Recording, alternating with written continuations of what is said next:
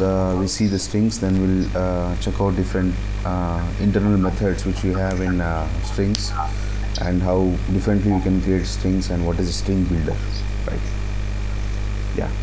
So first let us check out why string is an immutable object here. Again, in Java, basically string is something which is array of characters, we say, but actually in Java it is. Yeah, Ron? You actually have like an echo. Okay. One sec. So is it fine now? Because I'm sitting in a closed room. No, I can still hear. Yeah. So yeah, we were in string class. Yeah. So string class is a main class which is used to generate an object called strings here, right? So in Java, basically we usually call that it is an array of characters, but it is technically not. It is something which is an object which is referring to a set of characters. That's it. Yeah. And we'll see what is the immutable nature first, and we'll move on with the different things what we have in string class, right? Yeah.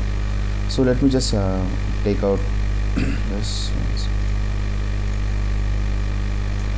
Yeah. So string as such, whenever you create any string value, right? Let us say you are creating something called s. Let me just say it is a string. Some s is equal to something like hello. So we just created a word, let us say, right? So what happens here is, whenever you create any of a string, right, even if it is a class variable, it will create a memory in heap. In heap memory, what happens is, a string have got a separate memory called constant pool memory or a free pool memory, which is generated in something called a heap memory, right?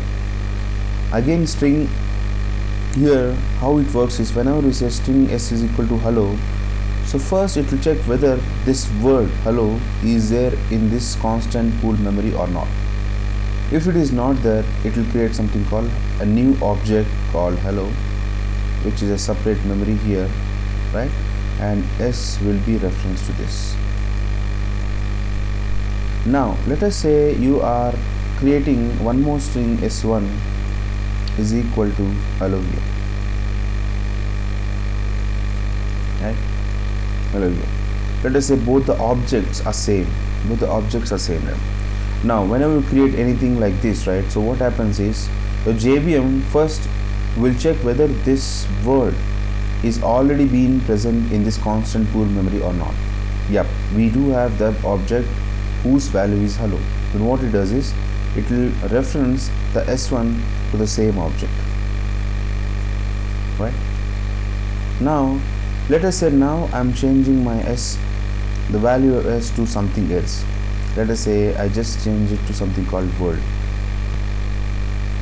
Now what happens here is the question here.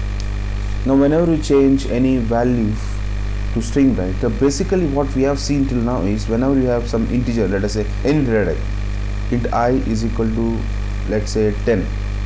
So which means this I, let us say if it is a class variable, this I, variable I, will be in a separate stack memory called I, right? And the value will be 10. Whenever you change any number, let's say I'm making it as some 70, this memory value itself will change to 70, and 10 will be overridden. So that is how the normal data types or primitive types works. Now here, whenever you change a value of string here, right, so what happens is, again it will search for this word, which is world, in this constant pool memory. If it is not there, what it does is, it will create a new memory for world, and what it does is, it will actually disconnect this reference and will create a new reference to new object called world. So that is how it works. It will not disturb the existing object. Why it doesn't touch the existing object is, this object is something which can be referenced by more than one string, right? If I'm creating 10 different strings with the same word, all the 10 strings will be pointing to the same object in a constant pool memory called hello, but it won't create a separate memory for each and every word there, right? Now here, whenever you change something, what happens is it will create a separate object as it doesn't have that, and it will create a new reference to s. Now let us say again, if you are changing s1 to world again, let us say same again, s1 will be dereferenced with the old object called hello, and then it will be pointing to world. Now what happens to hello here? Now if you can see here, hello object is not referring to any of the variables, right? Any of the string variables, right? So what happens to this object is, so till whenever garbage collector is executed, right, it will actually check, right, it will actually check something called, sorry, what is happening? Okay, so again it will touch, garbage collector will touch the constant pool memory, and whatever objects are dereferenced or whatever objects are not referencing by any of the variable, right, the complete object will be disposed by garbage collector. So that is how the string works. Now here you can see that more than one strings are pointing to the same word, and if you want to change the value of one string, right, you can't change it to the direct object because it is referenced by so many strings.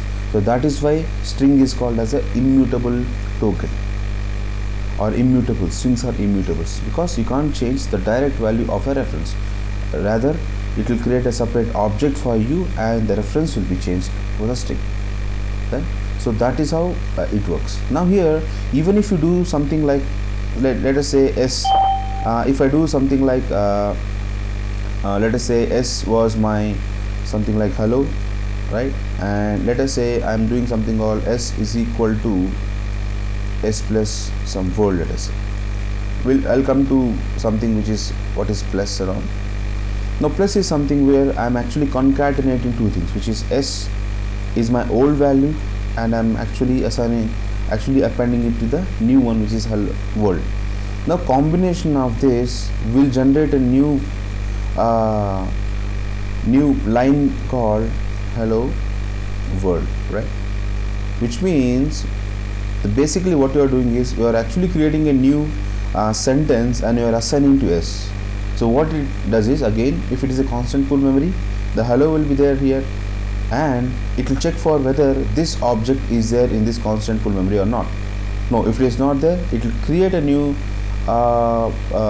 new memory for a new object called hello world, and then this s will be reference to this hello world. It happens with everything. Whatever we are going to watch out now, all the different things like concatenation, comparison, or indexing, or substring, all right, everything works in this way. If there is nothing, if there is no object being exists in this constant pool memory, it will create a new and it will assign them, right? So that is how the string works. Now there is one more thing in here. In strings, you can create string in one more way, which is you can actually create string using a string class object, which is, let me just say, s is equal to new string of, let us say I gave a sentence called, a word called hello. Again this string will create it will be created in a constant pool, no doubt in it, but only thing is this is a direct reference to one. Even if there is one more object called hello, right, it doesn't matter at all. So this object or this string object s will be created a new referencing object called hello, and this s will work only on this object directly. If you change something called s is equal to new string of some world, right, this will be wiped out and world will be placed. So that is what we call it as a buffer, right? Buffer works in this way. You can actually have a string s is equal to new string, or string buffer s is equal to new string buffer, which means if you want to work on the same object, if you don't want to touch on creating multiple objects, because in real time string is something which you'll be working on many changes, right? You won't keep a single string. Like if you let us say, if you're logging something, like if you're logging something, you'll use string to actually concatenate different sentences, and you'll create a one bunch of string and you'll go for logging, right? That is how you actually manipulate your strings, right? So we'll see by the end of class today, and probably tomorrow you'll understand whether to use string or a string builder or anything else, right? So that so it all depends on how the memory allocations or memory remove are done here, right? So that is what is something called a string, which is immutable in nature, right? And the memory being created is called as a free pool or a constant pool, free pool memory or a constant pool memory, which is created inside heap. Again, constant pool memory or heap memory, or constant pool memory or free pool memory are created inside heap and not the stack, because stack is something which is a permanent memory, and heap permanent memory in the sense permanent memory until application is live. If application gets killed, right, then obviously the complete stack memory which is allocated to that application will be destroyed by your operating system itself, right? Which is the nature of operating system to work as such, right? So this is something on how the string works in different memory terms, right? Let us create a project and let's see what exactly are the different internal methods and how it works in Java, right? Let me create a project here. Strings. Okay, so let me create a class. So let's say strings.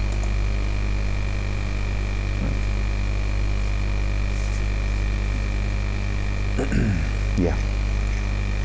So here okay, so first check out the appending or the concatenation of two strings.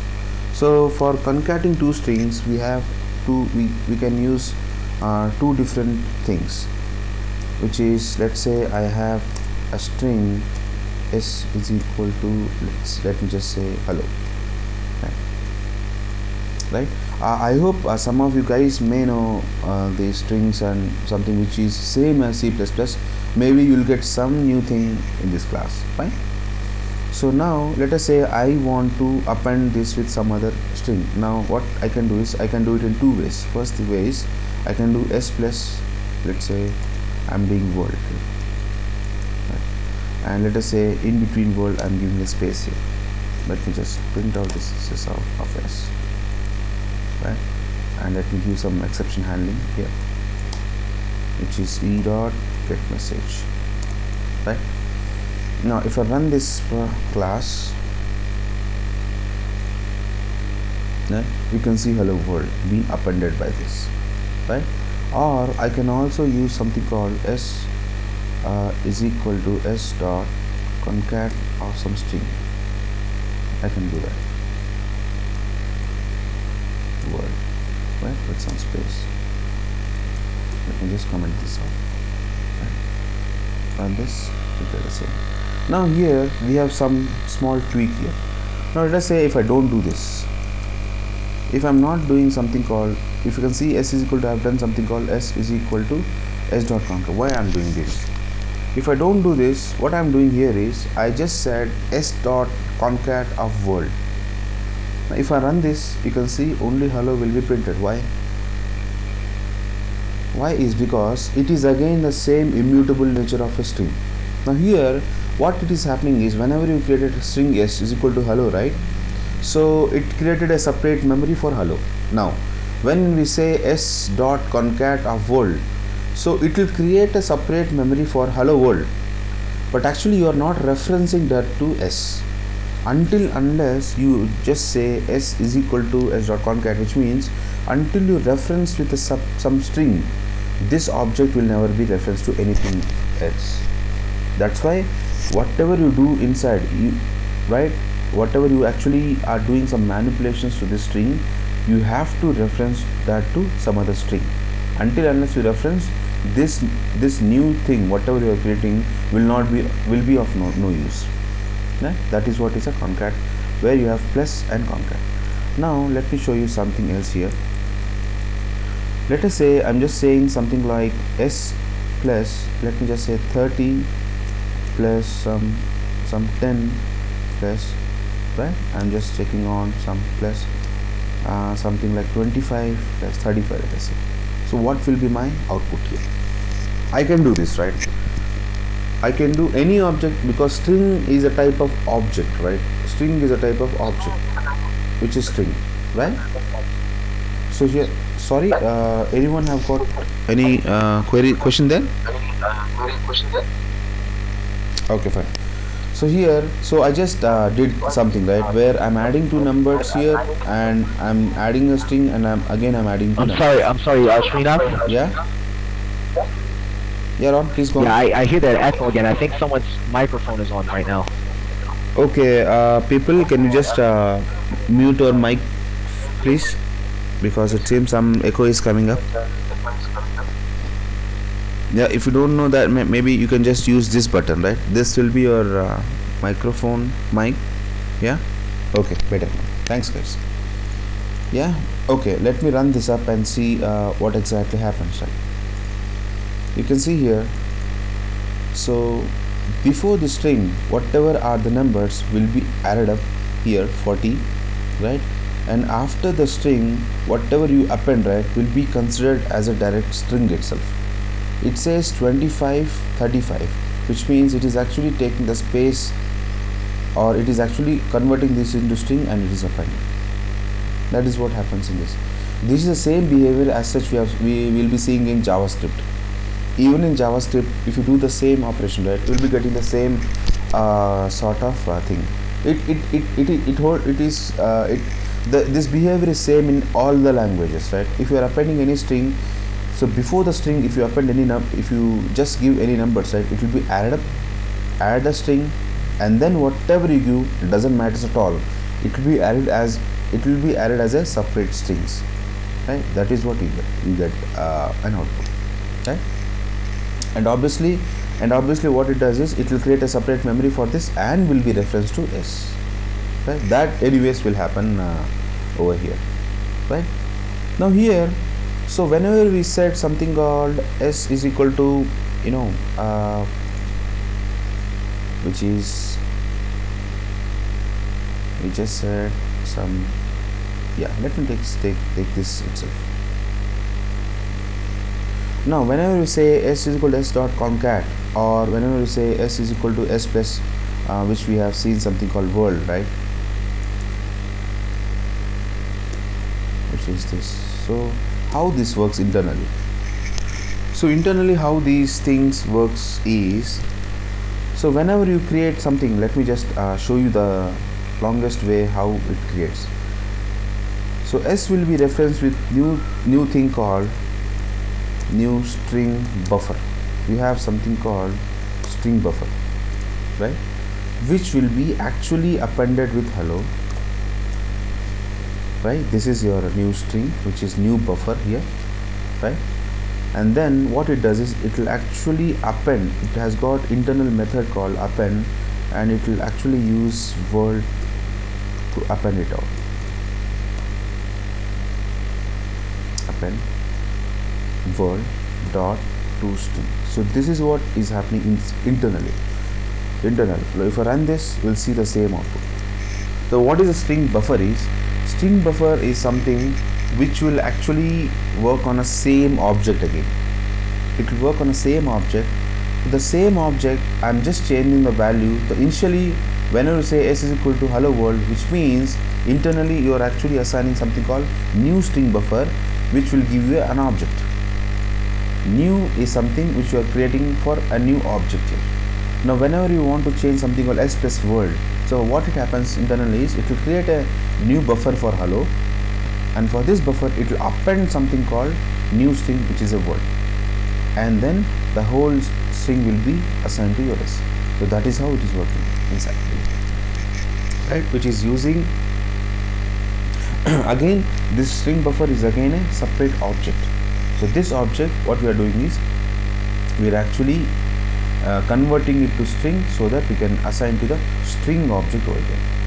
So that is what is happening over here, right?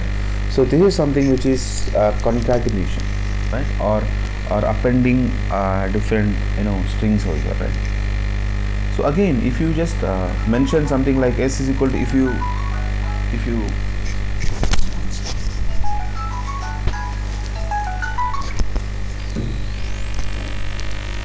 sorry guys. So yeah, if you replace something else here, right, just say some tree here. So whatever you do here, so right, so all these objects, hello is like orphan object now, because we are just replacing this tree. If you run this, you can see only tree here, right? So here you can see that your hello object became an orphan object again, and hello world became an orphan object again. So these two things will be cleared by the garbage collector, right? So if you are actually killing your application, so you can see here, once I run this, right, so after printing this, actually the application is getting killed, right?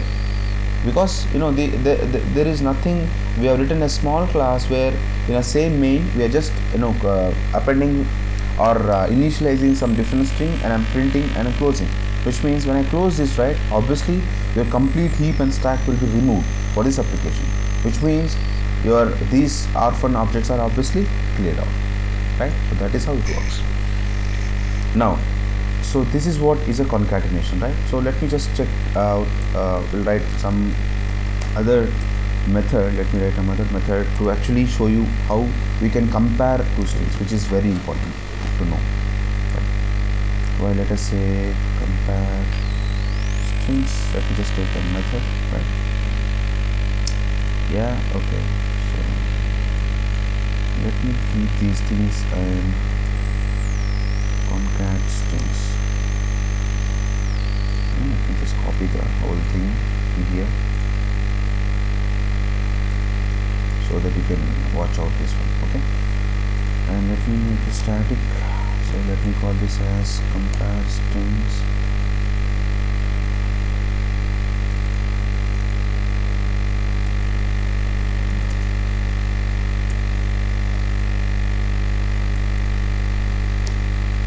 Compare strings here, right? Yeah, so here, so we have three ways how we can actually compare strings, right?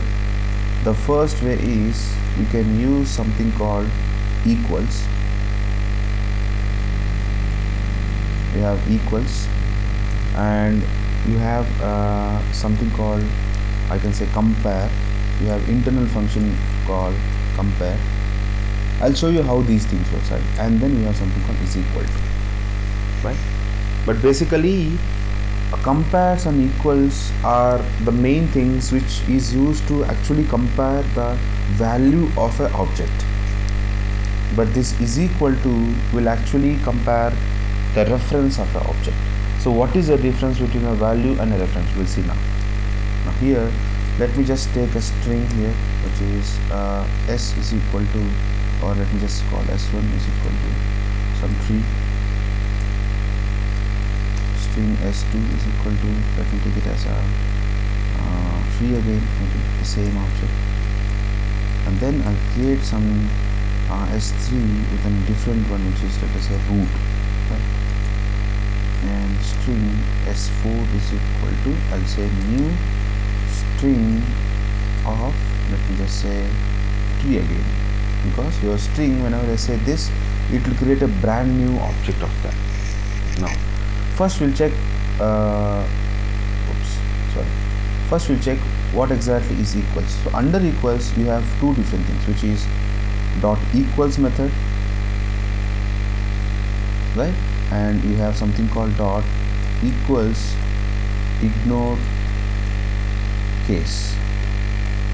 Now here, whenever I just say s1 dot, let me just use equals, let us say I'm using s2, right?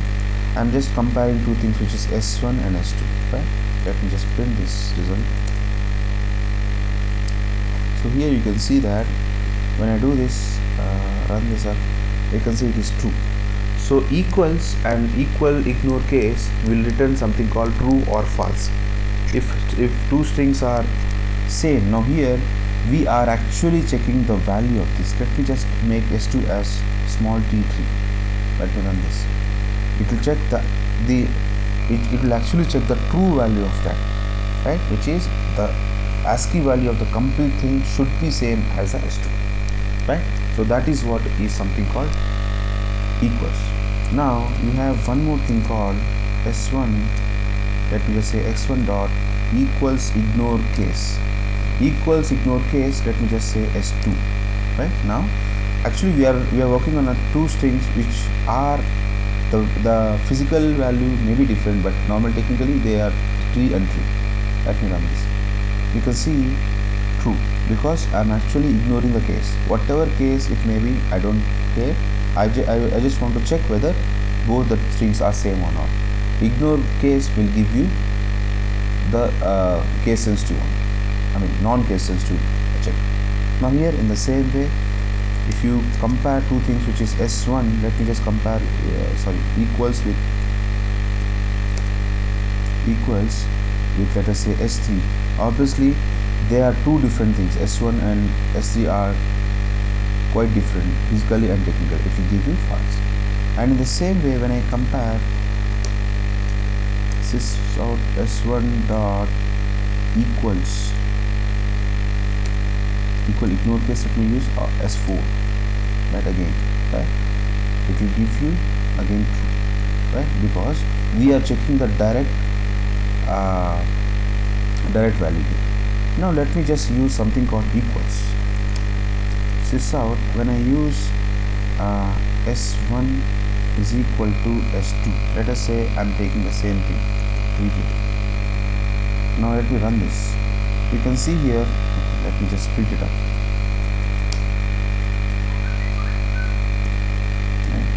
When I run this, you can see true.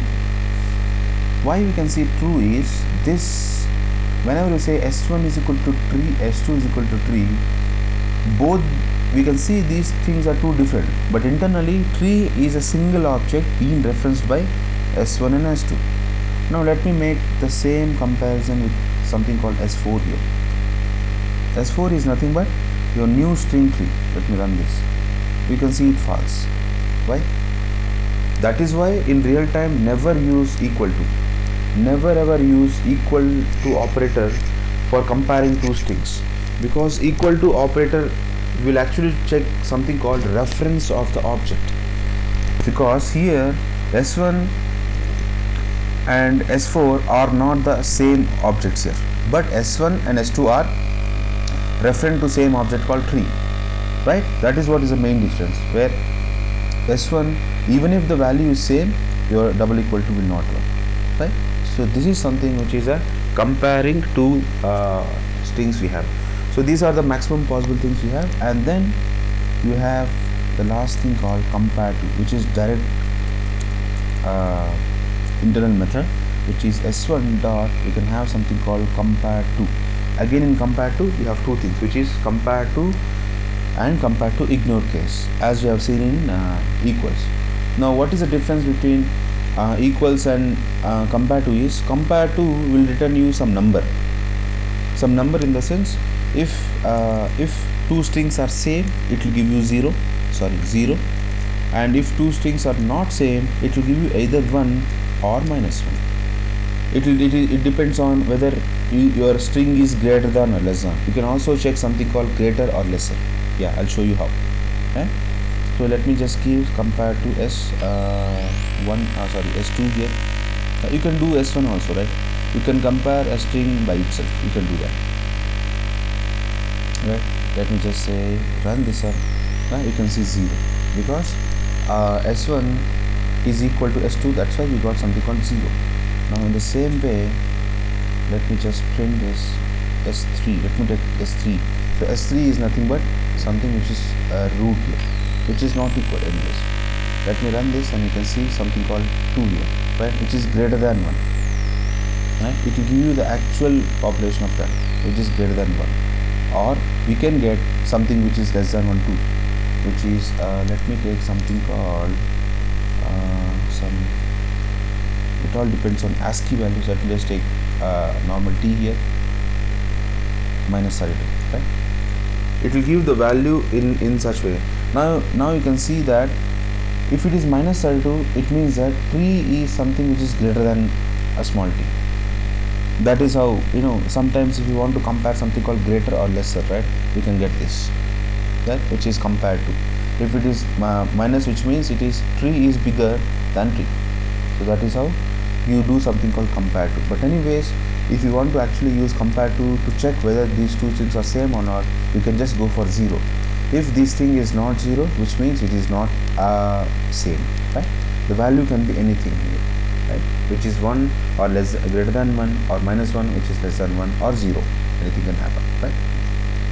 So that is what is a range, right? Sorry, I just say greater than 1 or less than or equal to, right?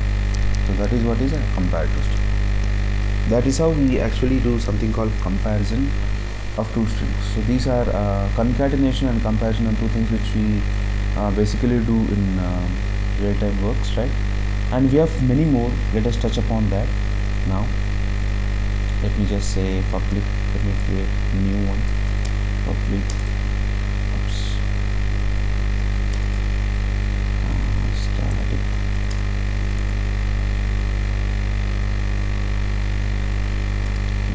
Let's say more fonts.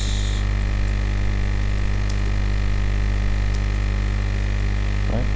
So let me just take this more fonts as a my main here, right? Yeah. Now let me just take string s is equal to hello.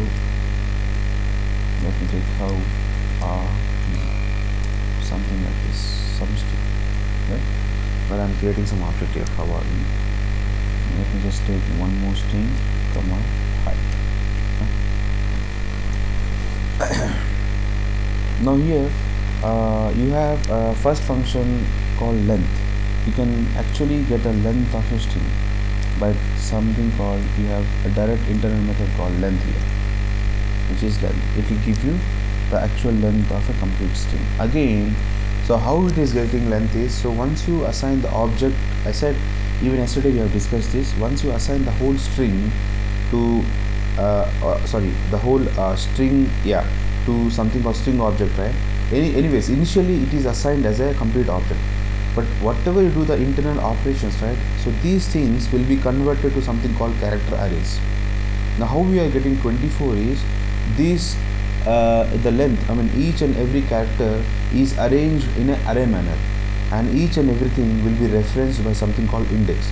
H will be 0, 1, 2, 3, 4 and all, right? Even a space in between two characters will be counted, right? If it is a space beyond this, but obviously even that will be sometimes counted until unless you do trim. You can see here, until unless you do something called, one more method we have, if I do this, even that will be counted, even the spaces are being counted.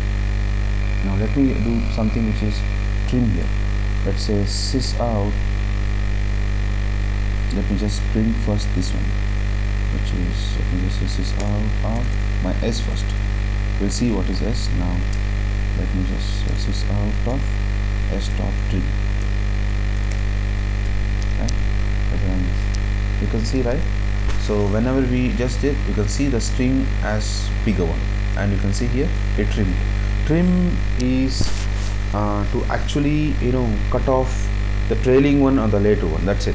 It won't remove the spaces in between the words, because when there is a space in between two characters, which means it has got some significance of the space, right? That's why it won't touch. The trim will only work on the prefix and suffix of your string object, right? And now if you just say trim dot length, because string dot trim, obviously it is returning something called string again. If you say length, then you will get, you can see that we are getting the different length here. Why? Because it is removing unnecessary spaces, right? And it is giving you something called the real length of the string, right? That is what is a trim, and where you are using actually called length here, right? Yeah. and then you have something called index of here. So let us touch upon index of. Index of is nothing but it will get the index of a character, particular character over here, which is nothing but we have something called hello world this, right? Let us say I want to get an index of small a here, right? So you have to mention a character here, so it will be in a single quotes, right? Now obviously this index of will give you something called index value, right? Let me run this, right? You can see the index value is 14, or let me just take a smaller one which is O here, or let me just take H capital maybe, right? If you run this, you will see 4, right, which is 0, 1, 2, 3 and 4, right? So all the spaces and then H. Now if I use the same thing as, let me just create a separator here. Let me just take the same thing and just say dot trim. I'm trimming it up. Now you can see the drastic change, right? When I trim this, which means my H came to the start. Now H index is 0. So that is where you have to use trim for all the things, whatever you feel that it has to be trimmed, right? Because even your training, even your spaces will actually make your, maybe your logic wrong, right? You can see here itself, and I'm actually making an index of in 2 different, I'm checking the same character, which is the first character I know, but here we are getting 2 different things. So that is how make use of trim. Now here, as you can see here, you have 2 H's here, right? Capital H. Let us say let's go with the same thing, which is capital H, right? Now why we are getting this index of this, right? Now because index of will start searching from the first character, and unless it gets a new first one, right, it will just search. If it gets H, it will return the index of that. That is what is the behavior of index of. Now here you have one more thing called, you can actually give index from where you want to start. Let us say I'm giving 2. So this 2 is nothing but I want to start searching from the second index. Okay, so let me just take all these things. Let me just take a space here now, right, so that it will be more convenient to know. So let me just take this out here.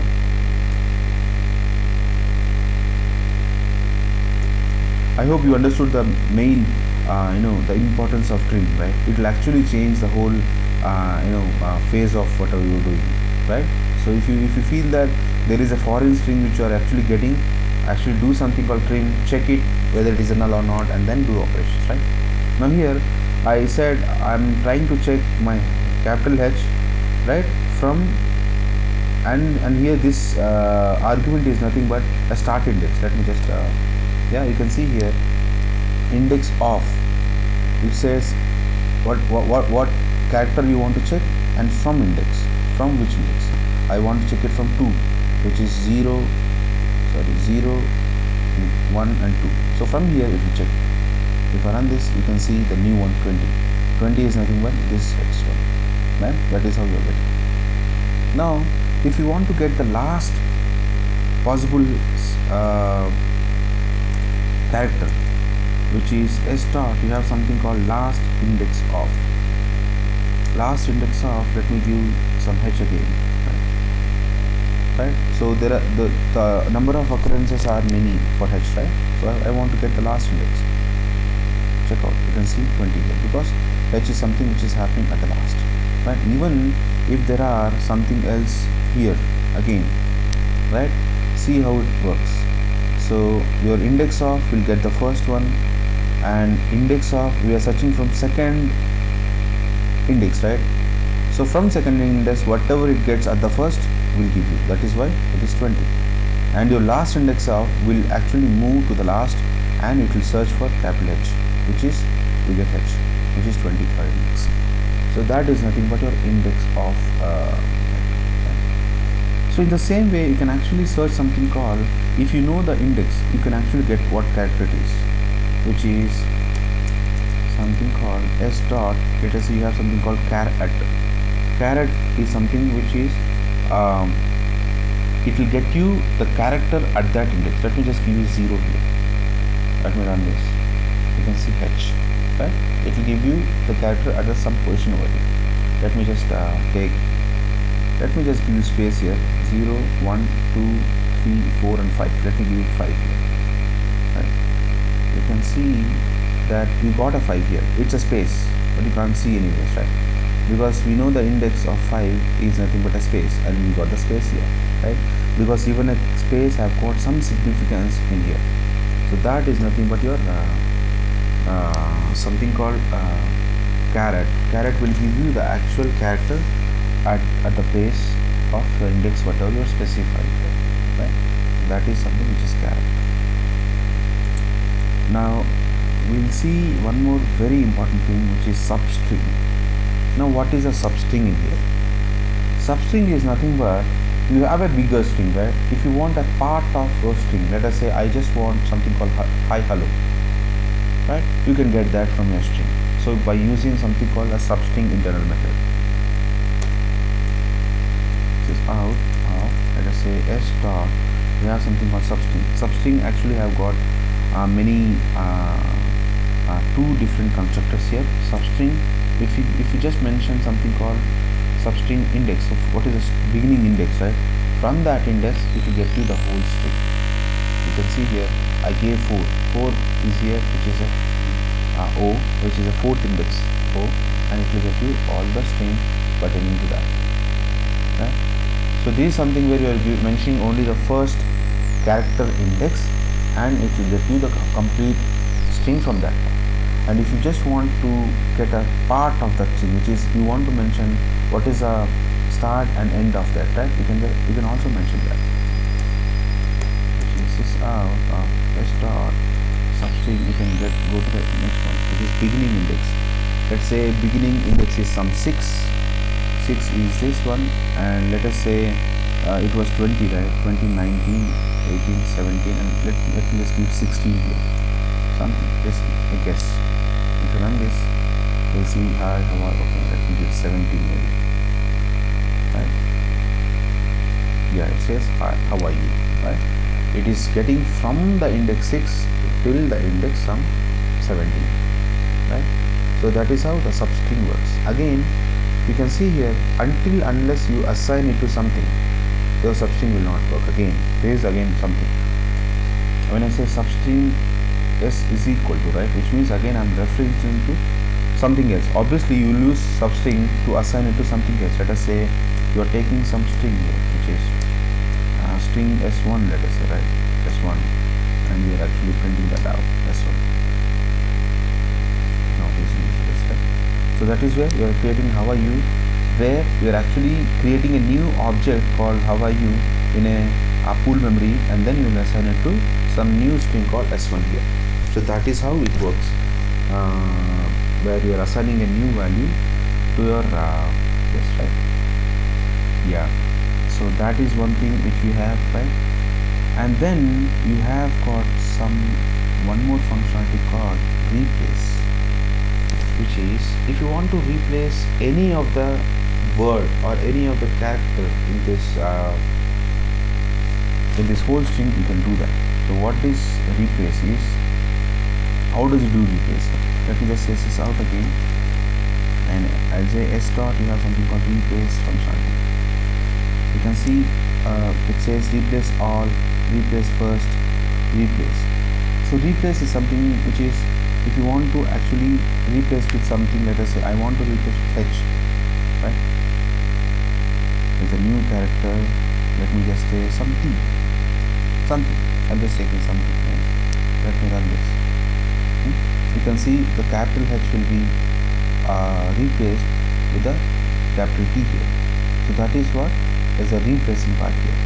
You may get these things, right? Obviously, whenever you have a bigger buffer strings, you may want to replace something with a bigger thing. You can use something on replace it. And also you can actually replace a complete word, right? Which is, you have different constructors. If you are seeing this replace, you have different constructors, right? You can actually create a different sequence for it. Let me just say hello, right? with something called hey, some new word, right? Like a replace, you can see hey, how are you, and hi, because there are two occurrences of my hello. Here you can see here, so it will change actually everything. Wherever it gets hello word, hello, it will actually change it to something called hey, because we are replacing that with something called hey here, right? So that is what is a replacing part, right? And obviously whenever you replace, again it is the same thing here. Whenever you want to replace anything, right, you have to handle it in a separate string or assign it to the same string if you want, right? Because you want to get a new string by replacing something with a new value, right? So that's why you get a new string. Again you have to assign. Until unless you assign, it won't change internally, right? Because string is an immutable. Then you have something called something called two upper and two lower.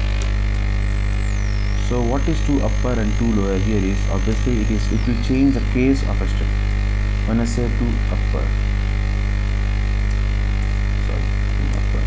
case, right, you can see the complete string will be actually made the capitalized, and in the same way we have something called dot two lower case, right? Lower case will give you complete string in a lower case. Now here you can see one more thing called local, right? So what is this local is? Local is something which is something like nationalization, right? Which is nothing but multi-language support one actually, right? If you are actually using some other language in here other than your characters, right? Which is, let us say this string I'm actually filling with some other characters like some Arabic or some Chinese characters, right? Obviously if I'm doing something called two upper, it has to use something called a local library for what is a uppercase of H or the character whatever is actually being mentioned in inside that library, right? We call them as nationalization or something like multi-language support, right? That will be actually handled over there. So that is nothing but your local, right? And then after this you have something called, so basically whenever you are actually comparing two different foreign strings, that we basically use these things or ignore case. If you don't want to use ignore case, let me just say you have string, you have something called S1, right? You have S1 and S2. You can do in this way. If you can say S dot, we can use equals, or what you can do is you can just say two lowercase, right, dot compare to, right, you just say S1 dot to lowercase, which means you're actually checking, right, you're actually checking the same thing here, right, which is two lowercase, we are making it two lower, and then again you are actually making it two lower, right? So that's why both will be in a lower case and you're checking. So this is same thing as if you're checking with equal ignore case, right? The ignore case will actually make both the strings source and the the main string and the source string with which you are checking, and it will check, okay? It will do that. Yeah. So that is what is something which is two lower and two uppercase, where you have seen something called trim, index of, right, char at, last index of, you have seen, right? So these are some things which comes under strings, right? How do we compare, how do we concat, and what exactly is these things and all, right? And we have something called StringBuilder. Let's look at what is a StringBuilder here. So StringBuilder is mainly used for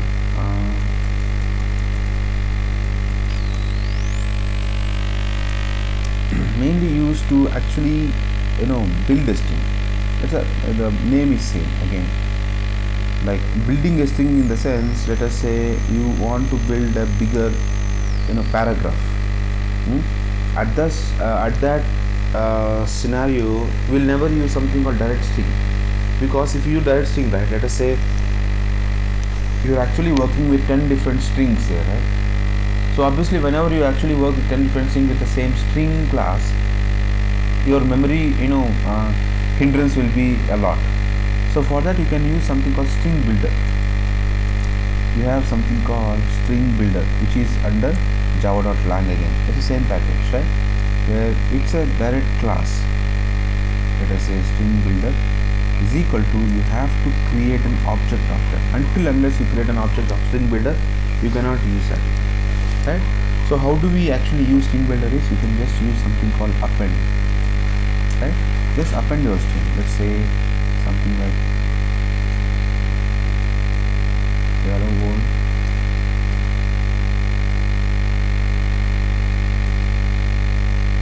right?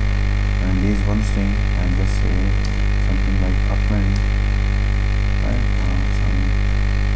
Something new.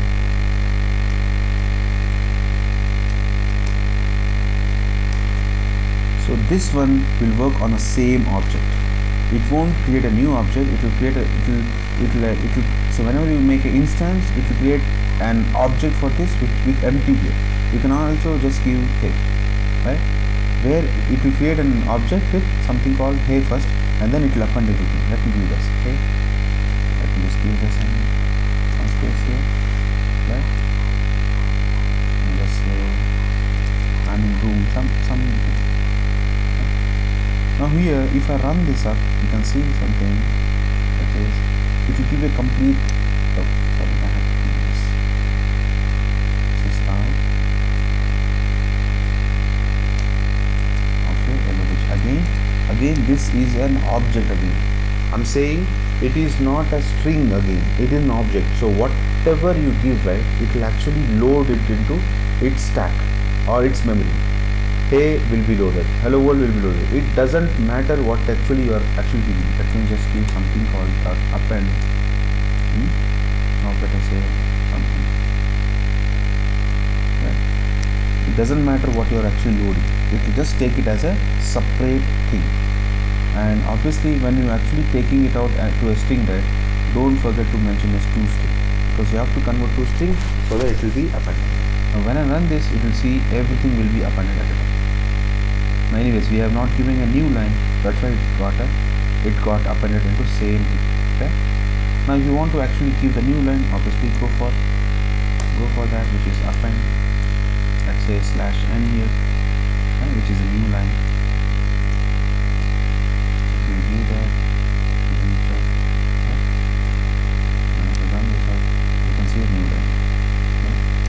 So where we use something called StringBuilder. Now here, what is the difference here? I hope now from by now you have understood what is the difference between StringBuilder and the string.